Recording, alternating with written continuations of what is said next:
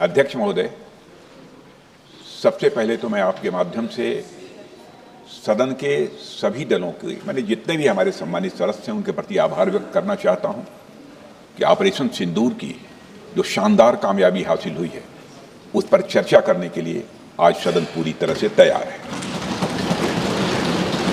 अध्यक्ष महोदय, सबसे पहले मैं इस सदन के माध्यम से मैं देश के उन वीर सपूतों को, उन बहादुर सैनिकों को नमन करता हूं जिन्होंने की राष्ट्र की सीमाओं की रक्षा के लिए जब भी आवश्यकता पड़ी है अपना बलिदान देने में वह पीछे नहीं रहे हैं।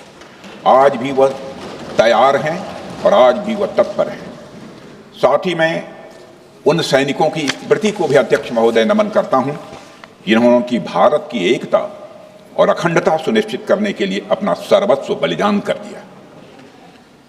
मैं पूरे देश की तरफ से सेनाओं के सभी जवानों के प्रति कृतज्ञता व्यक्त करता हूं। अध्यक्ष महोदय, आज मैं आपकी अनुमति से ऑपरेशन सिंदूर से जुड़े कुछ महत्वपूर्ण तथ्यों और विषयों को सदन के समक्ष रखने के लिए यहां खड़ा हूं। अध्यक्ष महोदय, 6 और 7 मई 2025 को भारतीय सेनाओं ने ऑपरेशन सिंदूर के नाम से एक ऐतिहासिक सैन्य कार्रवाई को अंजाम दिया। यह केवल एक सैन्य कार्रवाई नहीं थी, बल्कि यह भारत की संप्रभुता, उसकी अस्मिता, देश के नागरिकों के प्रति हमारी जिम्मेदारी और आतंकवाद के खिलाफ हमारी नीति का एक इफेक्टिव और डिसाइसिव डिमॉन्स्ट्रेशन था। अध्यक्ष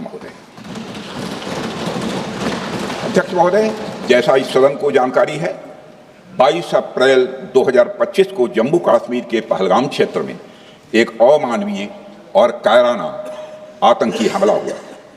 इस हमले में हमारे 25 निर्दोष नागरिकों सहित एक नेपाली नागरिक की भी जान गई थी। उन निर्दोष लोगों की जान उनका धर्म पूछ कर लिया गया। यह अपने आप में अमानवीयता का सबसे कुत्सित और सबसे घृणित उदाहरण था। यह घटना भारत की सहन शक्ति की सीमा की भी मैं मानता हूं परीक्षा थी। अध्यक्ष महोदय, इस हमले के तुरंत बाद हमारे प्रधानमंत्री श्री नरेंद्र मोदी जी ने तीनों सेनाओं के प्रमुखों की एक उच्च स्तरीय बैठक की और उन्हें छूट दी गई कि वे अपने विवेक, स्ट्रेटेजिक अंडरस्टैंडिंग और रीजनल सिक्योरिटी सिचुएशन को ध्यान में रखते हुए वह निर्णायक कार्रवाई करें।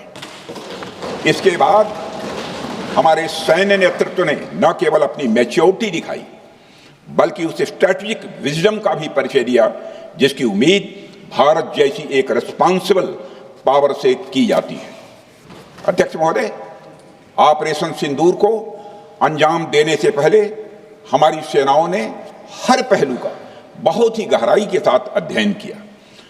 हमारे पास कई विकल्प थे, लेकिन हमने उस विकल्प को चुना जिसमें आतंकवादियों और उनके ठिकानों को अधिकतम नुकसान पहुंचे और जिसमें पाकिस्तान के आम नागरिक को कोई क्षति न होने पाए, इस बात की भी हम लोगों ने चिंता की।